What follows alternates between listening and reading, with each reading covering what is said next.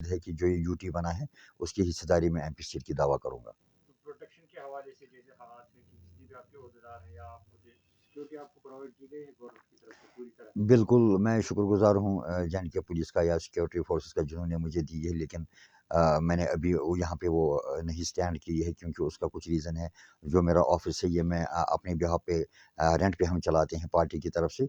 अभी हमने एस्टेट से हुआ है ऑफिस सैंक्शन, उसमें कुछ टाइम लगेगा और इंशाअल्लाह व रहमत तभी मैं सिक्योरिटी लूँगा। ये साहब आपने पहले जो राहुल गांधी का 12 जोड़ यात्रा था आपने उसमें मुखालफत की, तो चंद दिन पहले आपने फिर उनको हिमायत की। नहीं, आपने समझने में गलती की है। मैंने राहुल गांधी जी का कोई फेवर नहीं लिया है।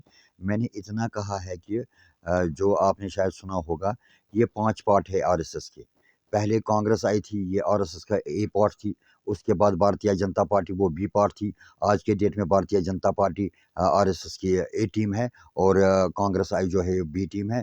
और जो ये क्या कहते हैं सीपीआईएम, ये थर्ड फ्रंट है और चौथा फ्रंट यह है जो आम आदमी पार्टी है, ये भी आरएसएस है। ये लोगों को धोखा है, इन्हें पता है कि आरएसएस का जो खेल है वो निराला होता है। उन्हें पता है हमें किस जगह पे क्या करना है, वो उस तरीके से अपनी सहयोग कर रहे हैं और चल रहे हैं। जो मेरे नेशनल प्रधान ने वाज़िया किया दिल्ली के अंदर, तो जो उन्होंने बयान किया तो मुझे लगता है कि उसमें कोई शक शुबा वाली बात नहीं। ये बोलते हैं हम ये हिंदी राष्ट्र बनाएंगे, क्यों? किस चीज़ को लेके? मुसलमानों ने यहाँ पे शहादत नहीं दी है हिंदुस्तान बनाने के लिए। ये मोदी जी का एक गलत सोच है। ये सोच वो अपने पास रखे। गुलदस्ता तभी जचता है जब उसके अंदर रंग बिरंगे फूल हो। और ये कहते हैं भारत माता की जय। मुसलमान अगर कहेगा भारत माता की जय, उसका वर्ड जेन्युइन है क्योंकि वो इसी मिट्टी से बना है और इसी मिट्टी में दफन होता है। इस मिट्टी पे हमारा भी अधिकार है।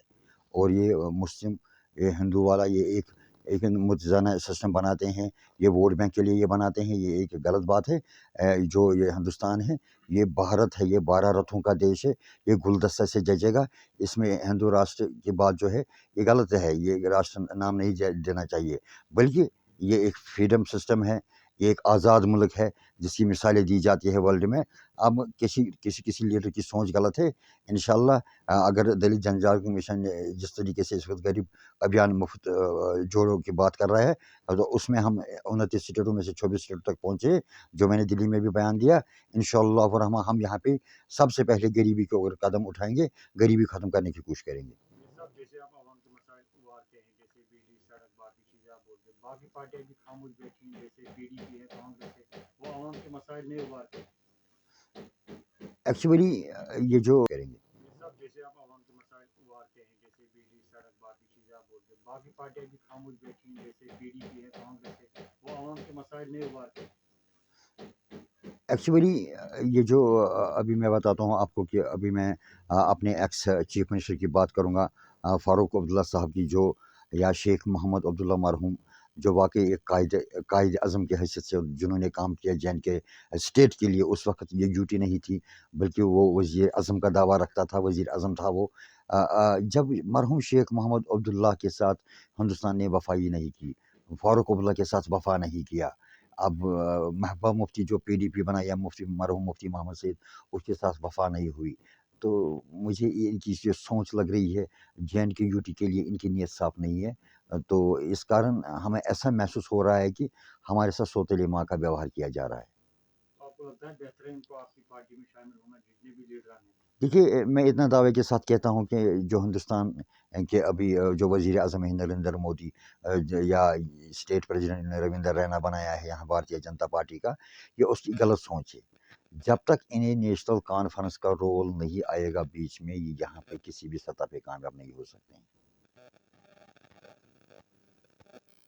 मैं आपके मीडिया का शुक्रगुज़ार हूँ कि आप हमारे पास आते हो और आप हमारी आवाज़ बन के जागृत होते हो कि ताकि मौजूदा ऐवान तक हमारी बात पहुँचे आपकी मीडिया के वसादत से। बेसिकली जो मेरा ये टूर था, ये एक नेशनल टूर था मेरा, जो ख़ास तौर पर जो मुझे नेशनल प्रधान हैं सत्यपाल सिंह जाटव जी या गौतम जी या अनुराग जी, इनके साथ जो मिल बैठ के बात हुई, उसमें कुछ ऐसे कुछ बातें हुई कि ख़ास तौर पर जो जे.एंड.के यूटी, ख़ास तौर पर कश्मीर के प्रोविंस के अंदर जो सीआरपीएफ, बीएसएफ या इंडियन आर्मी बैठी हुई है यहाँ माइग्रेंट प्रॉपर्टी में, इनका डिस्कस हो रहा था क्योंकि अब माइग्रेंट लोग यहाँ पे वापस आना चाहते हैं, जिसके लिए वो राइट बनता है। इस मामले में मेरी बात हो गई और इंशाअल्लाह रहमा इसमें होम अफेयर्स ऑफ इंडिया से बहुत अच्छा रिस्पॉन्ड मिला। उन्होंने हमें कई जगहों का आश्वासन दिया कि अगले महीने में हम वो भी उसमें खाली करवाएंगे। तो दूसरी बात ये है कि जो यहाँ पे बिजली फीस का मसला है, इलेक्ट्रिक का जो ये मसला है, ये जम्मू कश्मीर का जो अवाम है, पूरा JNK यूटी पूंछ हो, राजौरी हो, दोड़ा हो, क्योंकि ये एक मुतनाज़ा एरिया रहे जो जंग के तशद्दुद में आए, जो गुलियाला वार के तशद्दुद में आए, यहाँ के लोगों को वो सख्त नहीं है कि वो इलेक्ट्रिक बिल अदा कर सके।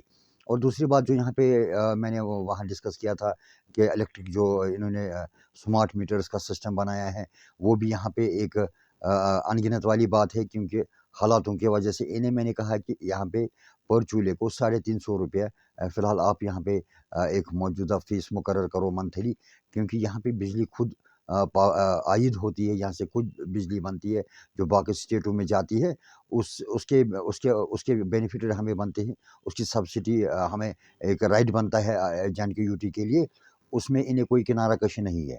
और जो ये राशन का मसला है, कश्मीरी को 4 किलो के सहारे जीने का कोई सिस्टम ही नहीं है। ये पर चूल्हे को 50 केजी करे ताकि ये पैसे ले उसके, वो कोई टेंशन वाली बात नहीं है।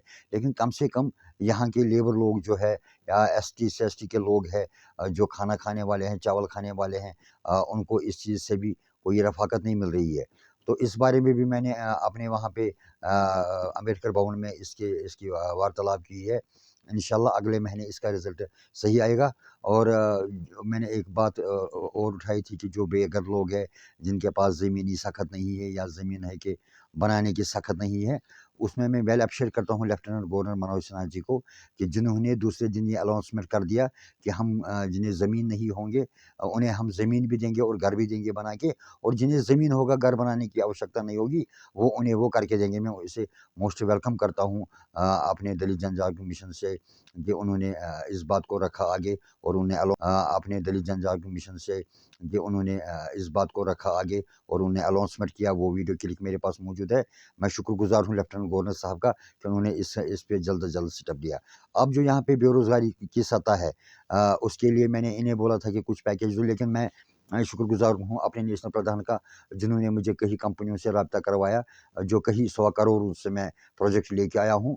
और अभी इंशाल्लाह नेक्स्ट टूर मुझे फिर दिल्ली को है, वो वहाँ से हाईलाइट किया जाएगा कहाँ-कहाँ किस-किस डिपार्टमेंट को हमारी कंपनी लॉन्च करेगी, हायर करेगी। वो फाइनेंस ये कम से कम 100 करोड़ का है फ़िलहाल जम्मू प्रोविंस के लिए, जिसमें कश्मीर और जम्मू मिल बाँट के ये प्रोजेक्ट पे काम तो ये करेंगे। प्राइवेट सेक्टर है या सरकारी सेक्टर? जो रोजगार है वो किन सेक्टरों में बेरोजगारों को मिलेगा? मुझे आप बताइए, नरेंद्र मोदी जी ने आपको कौन-सा गवर्नमेंट सेक्टर रहा है यहाँ पे? यहाँ तो सारा कॉर्पोरेशन हो गया, लिमिटेड हो गया।